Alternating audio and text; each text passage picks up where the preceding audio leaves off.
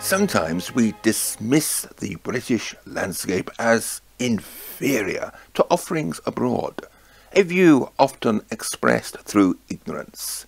Once, when presenting a talk about the British Isles, someone in the audience asked if I would run out of places to photograph. Our knowledge, where it exists, is often centred around national parks. None of my first selection of 10 views are located in a national park. Some are in an area of outstanding natural beauty, and whilst they are familiar, many others are off the beaten track. Obviously, the list is not exhaustive, but this programme could develop into a series.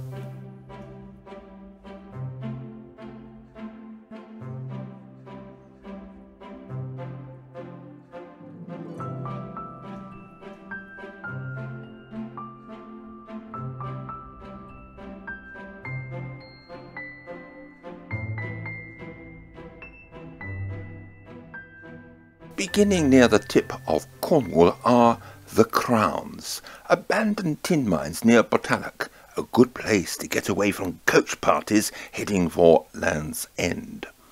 Approached via a rough track where access actually is easier by walking the coast path, all is suddenly revealed at the cliff edge.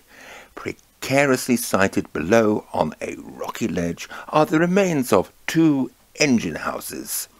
These tin mines used to extend many miles under the sea, but all that is left is a grassy path leading down the hill to the deserted engine houses. Freshwater Bay on the Isle of Wight is near the western tip of the island, a couple of miles from the Needles. It is a perfect location for sunrise and sunsets, and access to the cliff top is easy provided appropriate care is taken. It is a seascape that works at any time of day as it faces south, receiving light in all conditions from ocean calm to a stormy sea.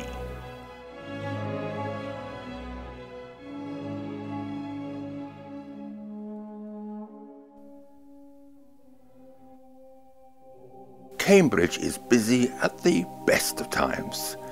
This view is best taken early evening when a westering sun illuminates the colleges and chapel.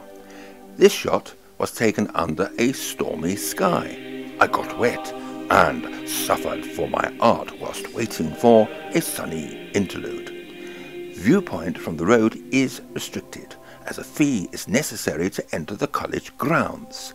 If you do, combining a visit with King's College Chapel is a good investment, as photography within this wonderful building is now permitted.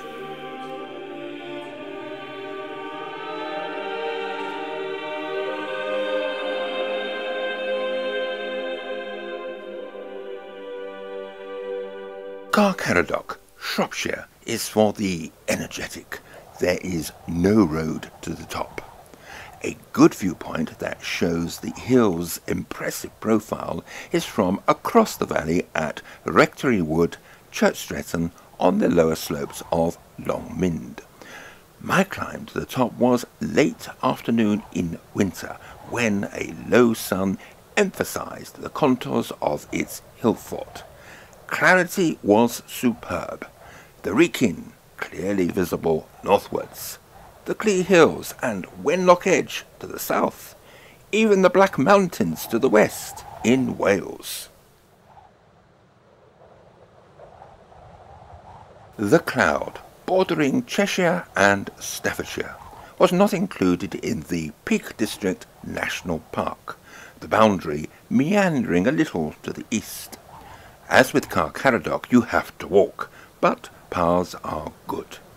Like any hilltop view, you must arrive with the right sort of sun. Avoid hot weather. You wouldn't want to do the walk anyway. Something a bit cooler is preferable. Perhaps a showery day, but there is not much shelter on the top. Like Caradoc, the views are extensive, in two contrasting halves. To the west, the Cheshire Plain, where you might just pick out the Peckforton Hills. The other way eastwards is the Peak, rolling hills as far as the eye can see. Northumberland beaches are often deserted, even on a bank holiday. However, quite a few people traverse the 1-mile route from the fishing village of Craster to Dunstanburgh Castle, a very easy and pleasant stroll. This is a view first seen from a distance, soon after leaving Craster, where the romantic ruins of the castle gradually get closer with every stride. With care, and only if wearing boots, slip down to the shoreline to add an interesting foreground. On one occasion, I walked at sunset, the soft light gently and subtly shifting its rays whilst illuminating the castle.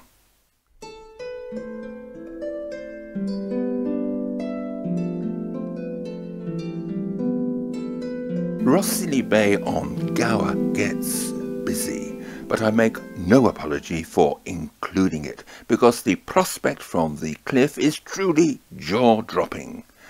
I have done both winter and summer trips, and in late October I almost had the beach to myself. If dropping down to the beach looks too energetic, don't miss the cliff-top walk to Worm's Head. It is on the level, and the views back to Rossini Bay and down are every bit as good. Many visitors come to Llangollen for the International Eisteddfod or a ride on the Heritage Railway. Castell Dinas Bran is a prominent hill overlooking the town, but the climb to the top is steep, even with today's new contoured route. Never mind, time to suffer for my art once more, for the views are truly cracking, and the castle ruins can be included as foreground interest. The breathtaking Northumberland coast continues on to Scotland, but now with imposing cliff scenery. More walking, this time from St. Abbs, and although there is a narrow road, travelling by Shanks's pony has greater rewards. Eventually, after passing the lighthouse, the big view appears, spreading out before the onlooker, and with the right light, or sun, the patterns and contours of the cliffs are brought out in sharp relief. In the distance, it is just possible, yes, there it is, to perceive Bass Rock at the entrance to the Firth of Forth. The freshwater Loch Leven is in Fife, the other a sea loch on the west coast not far from Glencoe. This viewpoint starts near the bridge spanning the turbulent straits at North Ballachulish, where a footpath skirts the shoreline. Soon, the Pap of Glencoe, a mountain with a prominent pointed peak, comes into view. I have photographed this in all weathers, winter and summer, dawn to dusk, but perhaps the best time is autumn, in a blaze of autumnal colour.